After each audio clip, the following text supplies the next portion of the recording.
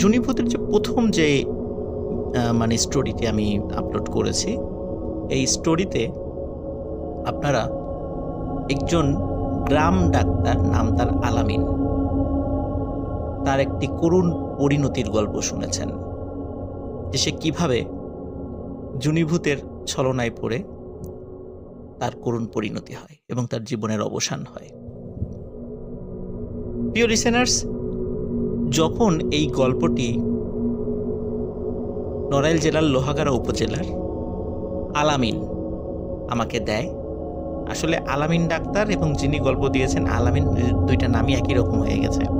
তখন আলামিনকে আমি বলেছিলাম আসলে গল্পটি খুবই অন্য রকমের, কিন্তু এই জুনিভূত কোথা থেকে আসলো, তার নিশ্চয়ই একটি গল্প আছে, এই গল্পটি আমাকে জানতে হবে। সমস্যা হচ্ছে যে এই গল্পটি তথ্য উপাত্ত সংগ্রহ করা অনেক কঠিন ছিল। কারণ হচ্ছে যে এই ঘটনাটি ছিল অনেক আগের, 1930 থেকে 40 সাল এর মাঝামাঝি কোনো একটা সময়ে। ওই সময়ে যারা জীবিত ছিল তাদের প্রায় 98% লোকই মৃত।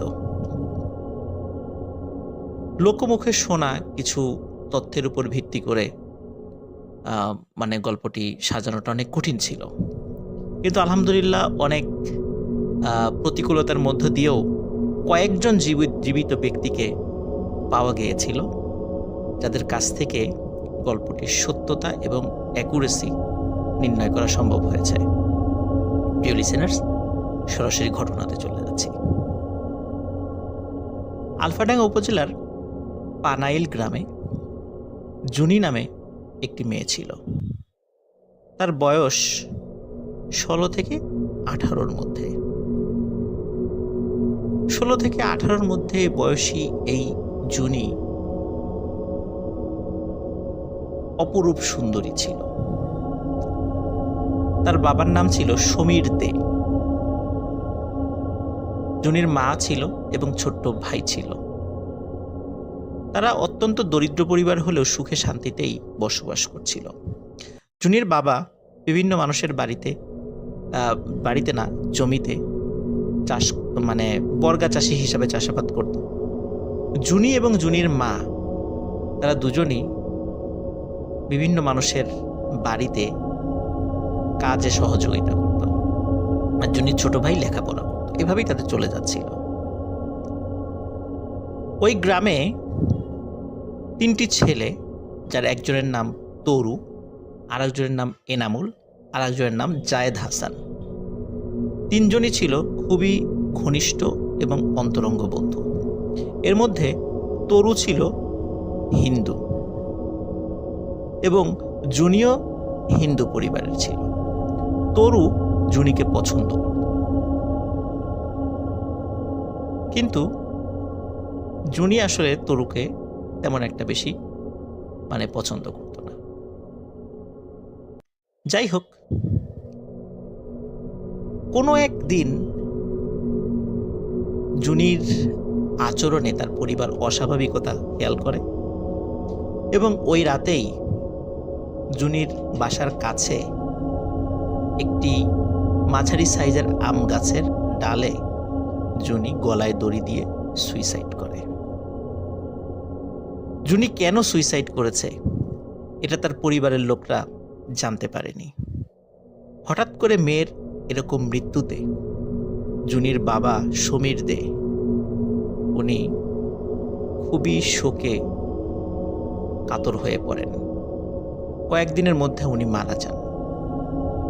স্বামী এবং মেয়েকে হারিয়ে জুনির মা,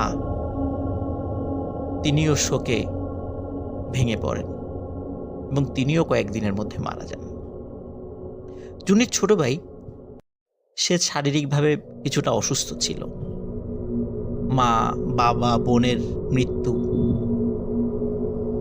তার দেখাশোনার করার মতো পৃথিবীতে আর কেউ ছিল না। সেও কয়েকদিনের মধ্যে মারা যায়। গ্রামবাসী জুনির পরিবার নিয়ে আলোচনা করতো, যাহা কি হলো, হঠাৎ করে কি এমন হয়ে গেল, জুনি সুইসাইড করলো, ওর পিতামাতাও শোকে মারা গেল, ওর ভাইটাও মারা গেল, কিভাবে একটি পরিবার শেষ হয়ে গেল। রাস্তার পাশেই একটি ঘর রয়েছে জুনিদের, একটি টিনের ঘর এবং একটি সোনের ঘর ছিল। এই ঘরটি এখন বিরান পড়ে আছে, কেউ সেখানে যায় না। মানুষ আলোচনা করত, কিন্তু কোনো কারণ খুঁজে পেত না যে জুনি কেন সুইসাইড করল। জুনির সুইসাইডের 15 থেকে 20 দিন পর থেকেই শুরু হয় কিছু ঘটনা। তো চলুন শুনে আসি কি ছিল সেই ঘটনা। তরু, এনামুল এবং জায়েদ হাসান তিনজনই যেহেতু খুব কাছের বন্ধু ছিল, এরা সবসময় একসাথে চলাফেরা করত। বিভিন্ন ধর্মীয় বা অন্যান্য সাংস্কৃতিক অনুষ্ঠান, তা হিন্দু হোক আর মুসলিমদেরই হোক, তারা তিনজনই অংশগ্রহণ করত। এর মধ্যে কি হলো, জায়েদ হাসানের এক আত্মীয় মারা যায়। সেই আত্মীয়র বাড়ি ছিল পানাইল গ্রামের পাশে একটি গ্রাম, নাম হচ্ছে আজমপুর। এই আজমপুরে তারা সেই আত্মীয়র ওখানে যায়। আত্মীয়র লাশ দেখে সন্ধ্যার পরে এই তিন বন্ধু ফিরছিল। পানাইল গ্রামটা মধুমতি নদীর ঠিক পাশে অবস্থিত। তারা যখন পানাইল গ্রামের কাছে এসেছে, তখন সেখানে কাছাকাছি একটা জায়গায় শ্মশান রয়েছে, এবং শ্মশানের পাশ দিয়ে আরেকটু এগিয়ে গেলে বড় একটি ব্রিজ রয়েছে, এবং ব্রিজের ওই পাশে একটি বড় বট গাছ রয়েছে। এদিক দিয়েই সাধারণত যেতে হয়। তো ওরা তিনজন যখন শ্মশানের কাছাকাছি এসে দূর থেকে দেখছিল শ্মশানের ওখানে বেশ কিছু মানুষ একটি মানে মৃত দেহকে সৎকার করার জন্য তারা প্রস্তুতি নিচ্ছে। তারা চিন্তা করলো যে কে এটা হতে পারে। যাই হোক, অতটা তারা মাথা ঘামালো না, কারণ অত্র এলাকায় বেশ কিছু হিন্দু পরিবার ছিল। তো তরু যেহেতু হিন্দু ছিল, সে চিন্তা করলো যে কোনো খোঁজ খবর নেব কিনা, যে কে মারা গেল। তারপর চিন্তা করলো না, থাক, চলে যাই। তারা যখন ব্রিজের দিকে এগিয়েছে, হঠাৎ পেছন থেকে একটা ডাক ভেসে আসে, বাবা তরু, তোদের কাছে কি ম্যাচ আছে? মরা পোড়াতে এসেছি, ম্যাচ তো আনতে ভুলে গেছি। তরু, জায়েদ এবং এনামুল, তারা তিনজনই পিছনে ঘুরে তাকায়। তরু বলে যে হ্যাঁ, আমার কাছে ম্যাচ আছে। তখন ওই লোকটি ম্যাচটা নেয় এবং নিয়ে চলে যায়। তরু, জায়েদ এবং এনামুল স্বাভাবিকভাবেই আবার বাড়ির পথ ধরা শুরু করে। হঠাৎ তরু বলে, আচ্ছা, আমরা কাকে ম্যাচ দিলাম? এনামুল এবং জায়েদ বলে, তাই তো, কাকে দিলাম? তরু বলে, আচ্ছা, যাকে ম্যাচ দিলাম সে আমাদের সমীর কাকা না, জুনির আব্বা? সে তো আরো বেশ কিছুদিন আগে মারা গেছে। কাকে ম্যাচ দিলাম? ওরা শ্মশানের দিকে তখন ভালো করে তাকিয়ে দেখে সেখানে কেউ নেই, শ্মশান একদম ফাঁকা। ওরা চিন্তা করে কি হলো আমাদের সাথে, কে ম্যাচ নিল? ভয় পায় তারা। তাড়াতাড়ি করে ব্রিজ পার হয়ে বটগাছের নিচ দিয়ে তারা বাড়ির পথ ধরতে থাকে। বটগাছের যখন কাছাকাছি এই তিন বন্ধু এসেছে, তখন দেখে বটগাছের ডালে কিছু একটা ঝুলছে, সাদা কাপড় পরা কিছু একটা ঝুলছে। ওরা তিনজন চিন্তা করে এটা কে ঝুলছে। ওরা তিনজনের যেহেতু মোটামুটি সাহসী ছিল, ওরা বুঝতে পারে এখানে কেউ গলায় ফাঁস দিয়ে ঝুলছে। ওরা সেটা দেখে ভয় পায় না। ওরা চিন্তা করে কে ফাঁস দিয়ে ঝুলছে দেখি, কারণ মানুষদেরকে খবর দিতে হবে আশেপাশে। এই লাশটা দেখার জন্য তারা এগিয়ে যায়। তখন স্পষ্ট চাঁদের আলো ছিল। চাঁদের আলোতে তারা স্পষ্টভাবে দেখতে পায় এই লাশটি আর কারো নয়, জুনির লাশ। চোখ বড় বড় করে ওদের তিনজনের দিকে তাকিয়ে আছে। লাশটি কথা বলে ওঠে, বলে, তোরা কেউ বাঁচবি না, সবাই মরবি। আচমকা লাশের এই কথা বলা দেখে ওরা তিনজনই ভয়ঙ্করভাবে ভয় পেয়ে যায়। তিনজন চিৎকার করে দিক বিদিক ছুটতে থাকে। যেহেতু তাদের বাড়ি কাছাকাছি ছিল, তারা যে যার বাড়িতে চলে যায়। কিন্তু রহস্যজনক ব্যাপার হলো, এই ঘটনা এই তিনজন ছাড়া ঘুণাক্ষরেও কেউ জানতে পারেনি, কারণ তারা এই ভয়ঙ্কর ঘটনা কাউকে বলেনি। এর কিছুদিন পরে জায়েদ, এনামুল এবং তরু, তারা সন্ধ্যার পরে, ঠিক সন্ধ্যার পরে না, মানে সন্ধ্যার একটু আগেই তারা তাদের বাড়ির কাছে বাজারে যেত। সন্ধ্যার পরে চাটা খেয়ে কিছু সময় আড্ডা দিয়ে আবার ফিরে আসতো। তারা যেই পথ দিয়ে ফিরে আসতো সেই পথে অদ্ভুত একটা বিষয় দেখতে পায়, কারণ সেই পথের পাশেই রয়েছে জুনিদের সেই বাড়ি, যেই বাড়িতে এখন কেউ থাকে না। তারা যখন ওই পথ দিয়ে আসছিল, দূর থেকে দেখে যে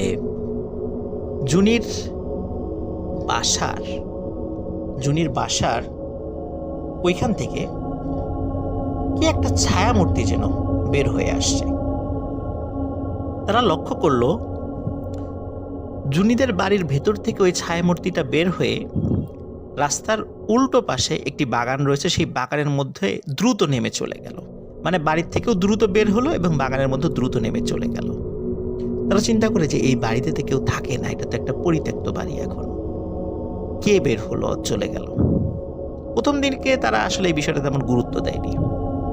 দ্বিতীয় দিন যখন তারা ফেরে, তারা একই দৃশ্য দেখতে পায়। তৃতীয় দিন ওরা বাজার থেকে ফেরার আগেই চিন্তা করেছে, আজকে যদি আমরা দেখি, আমরা ওইটাকে ধরবো যে ওটা কে ওই জুনির বাড়ির থেকে বের হয় আর বাগানের মধ্যে দ্রুত মিলিয়ে যায়। ঠিক আমরা যখন ওই পথ দিয়ে যাই তখনই আমরাই দেখি ঘটনা কি। তৃতীয় দিন ওরা যখন ফিরছিল তখনও আকাশে চাঁদের আলো ছিল জ্যোৎস্না রাত, রাস্তাঘাট স্পষ্টভাবে বোঝা যাচ্ছে এবং ওদের হাতেও তখন আলো ছিল। ওরা যখন ফিরছে ঠিক একই রকম ভাবে ওরা দেখতে পাচ্ছে জুনিদের বাড়ির ভেতর থেকে কোনো একটা ছায়ামূর্তি বের হচ্ছে। তখন ওরা দ্রুত ওই ছায়ামূর্তিটিকে ধরার জন্য এগিয়ে যায়। ওরা অদ্ভুত বিষয় লক্ষ্য করে, অদ্ভুত বিষয় যেটা লক্ষ্য করে সেটা হচ্ছে যে যখনই ছায়ামূর্তি বুঝতে পেরেছে যে তিনজন দ্রুত এগিয়ে আসছে তাকে ধরার জন্য, ছায়ামূর্তি তখন তার চলার গতি দ্রুত না করে বরং স্লো করে দেয়, যাতে এই তিনজন তাকে ধরতে পারে। তিনজন যখন কাছে যায়, কাছে গিয়ে দেখে এটি আর কেউ নয়, এটি জুনি তখন বলে, ঘরের ছেলে ঘরে ফিরে যা, তোদেরকে একজন একজন করে মারব, শুধু সময়ের অপেক্ষায় থাক। এই বলে আবার দ্রুত জুনিদের বাগানের উল্টো পাশে যে বাগান ছিল সেই বাগানের মধ্যে জুনি মিলিয়ে যায়। ওরা তিনজন মারাত্মক ভয় পায়, জুনি তো মরে গেছে, তার লাশকে দাহ করা হয়েছে, এই জুনি কোত্থেকে আসলো। ওরা দ্রুত বাড়ি ফিরে যায়। এবারও এই ঘটনা ওরা কাউকে বলে না। প্রিয় লিসেনার্স, এখানে একটা বিষয় বলে রাখি, আলামিন ডাক্তার যেই বাগান পার হয়ে জুনিদের বাড়িতে গিয়েছিল, এটি হচ্ছে সেই বাগান যেই বাগানের মধ্যে জুনি হেঁটে মিলিয়ে যাচ্ছে। যেই ঘটনাটি আমি জুনিভূত পার্ট 1-এ আমি আপনাদেরকে বলেছি। যাই হোক, তরু, জায়েদ, এনামুল তারা বাড়িতে ফিরে যায়। এই ঘটনা কাউকে বলে না। পরের দিন সকালবেলা এনামুল ঘুম থেকে উঠে ছুটতে ছুটতে জায়েদের বাড়িতে যায়। ওদিকে জায়েদও ঘুম থেকে উঠে ছুটতে ছুটতে এনামুলের বাড়িতে যায়। এনামুলের বাড়িতে যখন জায়েদ যায়, জিজ্ঞেস করে এনামুল কোথায়। এনামুলের বাড়ি থেকে বলা হয় ও তো তোমাদের বাড়িতে গেছে সকালেই। আবার একই ঘটনা যখন জায়েদের বাড়িতে এনামুল যায়, তখন জায়েদের বাড়ি থেকে বলে তো তোমাদের বাড়িতে গেছে। দুজন পথে দেখা হয়ে বলতে থাকে, জানিস, বিশেষ করে এনামুল জায়েদকে বলছে, জানিস জায়েদ, আমি আজকে রাত্রে একটা ভয়ঙ্কর স্বপ্ন দেখেছি। জায়েদও বলে, আমিও তো একটা ভয়ঙ্কর স্বপ্ন দেখেছি। এই স্বপ্ন দেখার জন্য এবং কি ঘটনা ঘটেছে তোকে বলার জন্য তো আমি ছুটতেছিলাম। বলে, কি ঘটনা?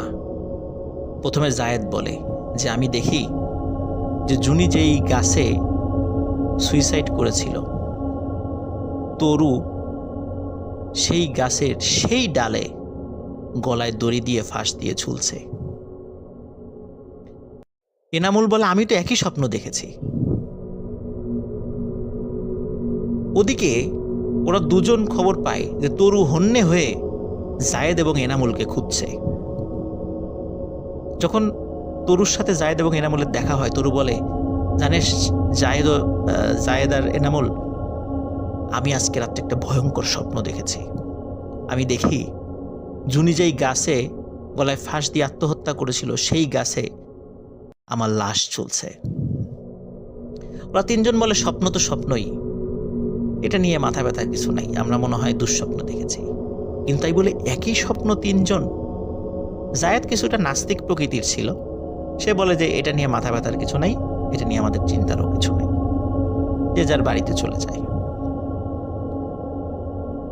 প্রিয় লিসেনার্স, পরের দিন সকালে সেই গাছের সেই ডালেই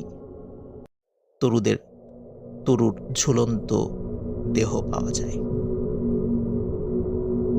পরিবারের লোকজন বলতে থাকে, তরু কেন সুইসাইড করলো, রাত্রে কখন বেরোলো, কি হলো, কিছুই বুঝতে পারছি না, ওর তো কোনো সমস্যা ছিল না, তো সুইসাইড করলো কেন? জায়েদ এবং এনামুলকে যখন তার পরিবারের লোকজন জিজ্ঞাসা করে, তখন তারা বলে যে আগের রাত্রে আমরা এই স্বপ্ন দেখেছিলাম। কিন্তু এই স্বপ্ন কেন দেখলো, এই বিষয়ে কেউ কিছু বুঝতে পারছিল না।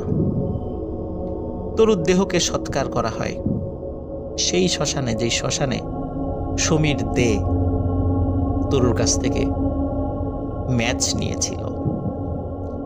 তরুর দেহ সৎকার করে জায়েদ এবং এনামুল যে যার বাড়িতে ফিরে যায়। তাদের সবারই মন খারাপ, প্রিয় বন্ধুর মৃত্যুতে তারা শোকে কাতর হয়ে পড়ে।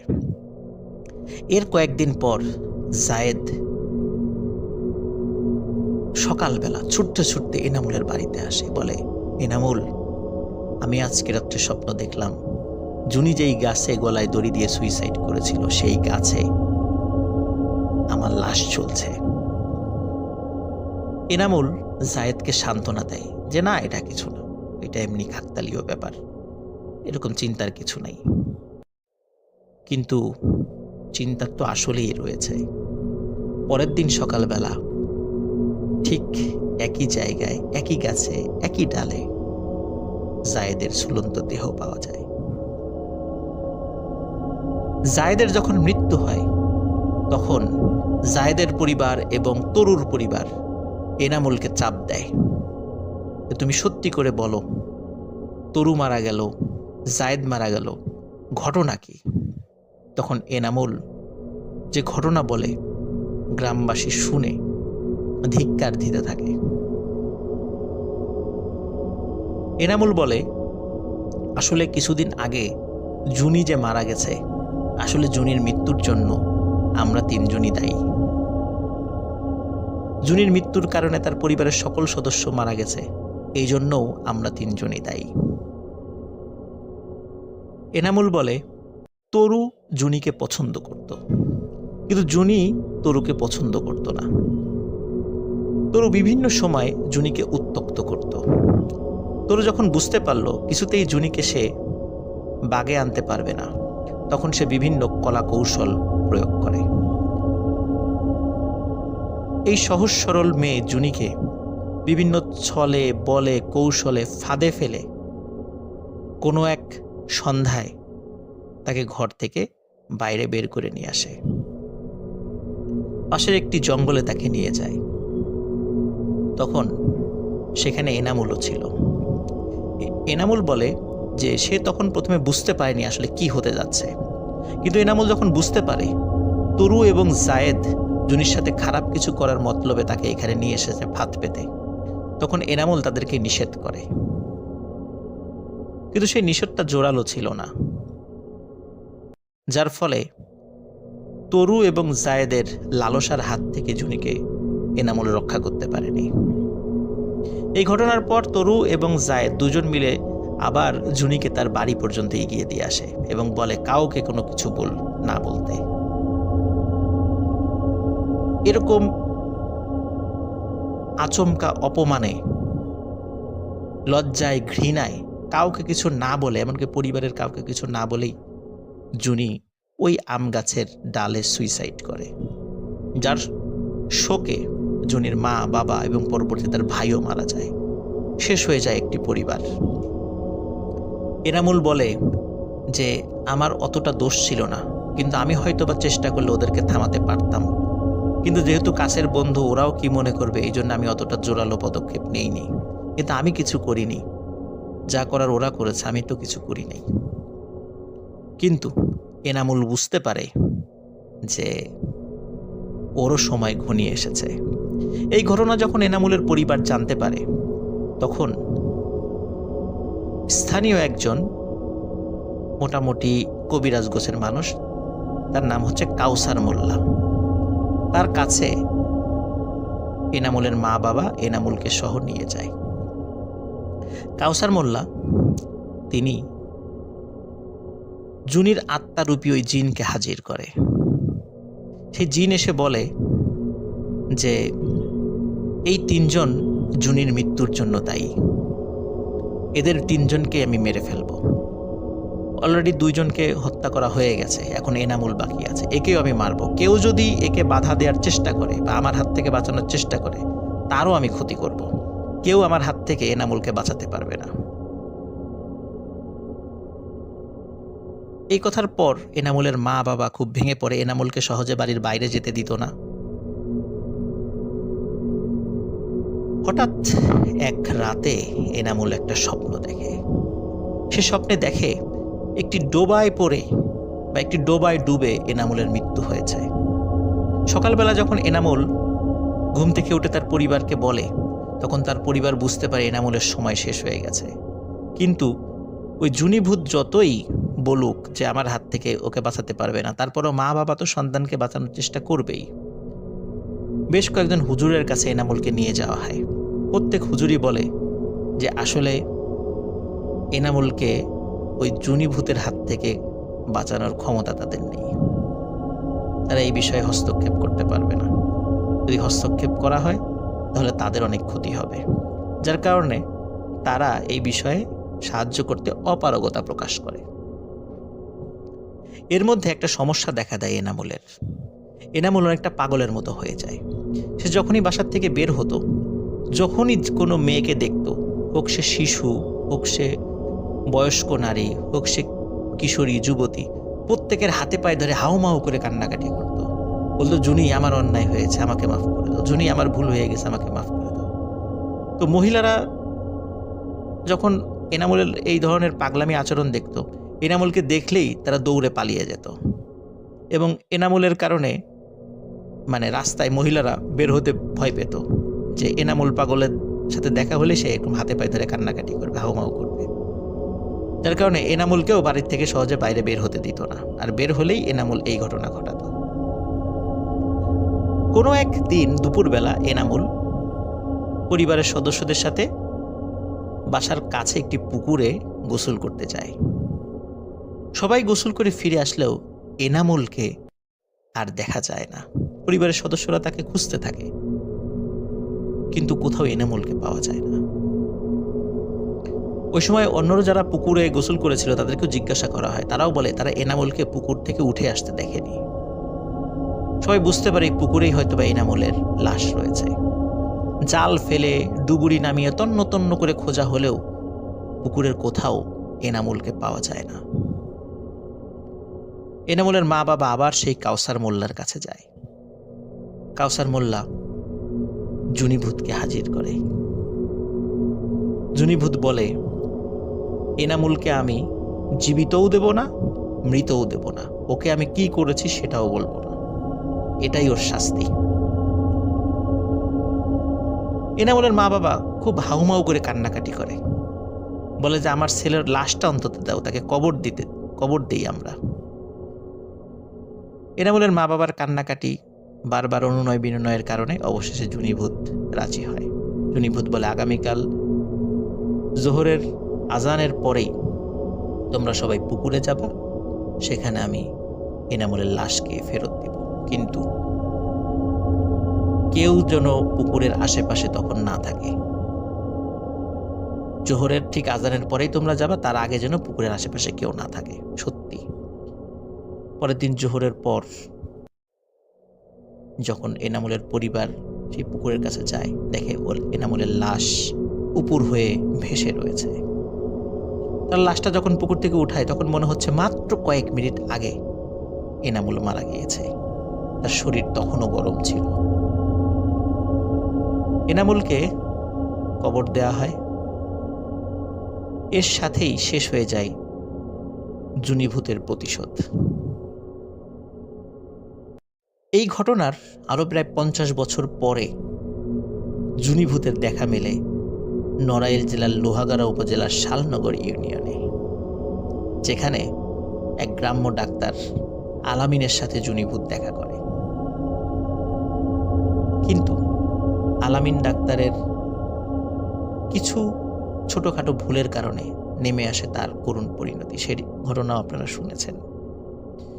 প্রিয় লিসেনার্স, এখানে একটা বিষয়, সেটি হচ্ছে জুনিভূত যেই আম গাছে সুইসাইড করেছিল এবং তরু জায়েদ যেই গাছে তাদের লাশ পাওয়া গেছিল, সেই গাছটি এখনো রয়েছে আলফাডাঙ্গা উপজেলার পানাইল গ্রামে।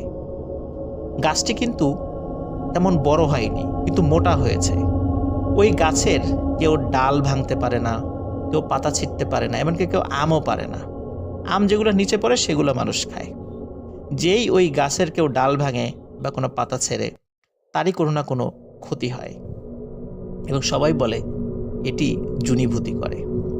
কাউসার মোল্লা এখনও জীবিত আছে। তার কাছে হাজির হয়ে জুনিভূত বলেছিল যে আমি এই গ্রামেই থাকবো, আমি কোথাও যাব না, এই আম গাছেই থাকবো। কেউ এই আম গাছের ক্ষতি করার চেষ্টা করলে আমি তাকে ক্ষতি করব। প্রিয় লিসেনার্স, আম গাছটি এখনও রয়েছে। অদ্ভুত রকমের একটি গল্প, যেন সিনেমার গল্পকেও হার মানায়। হ্যাঁ প্রিয় লিসেনার্স, এটি ছিল জুনিভূতের ঘটনা।